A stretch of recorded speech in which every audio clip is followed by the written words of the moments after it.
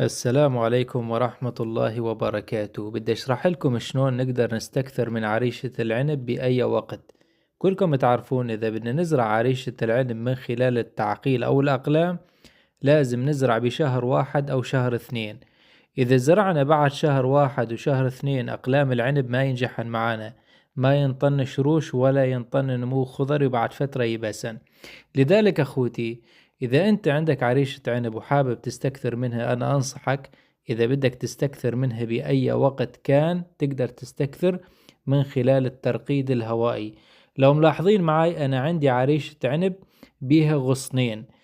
غصن عملت له تقذير هوائي تقريبا من 45 يوم، واليوم صار بيه جذور. أنا حاليا أقدر أقص هذا الغصن وأنقله على الأرض المستدامة، أنقله لمكان آخر أو أنقله بقلب سطل أو أهدي أحد من أصدقائي. لو ملاحظين معي خلال 45 يوم أنا لصقت الطينة على ساق عريشة العنب، وبعد 45 يوم تقريبا صار بيه جذور وأقدر أقصه من هنا وأشيله.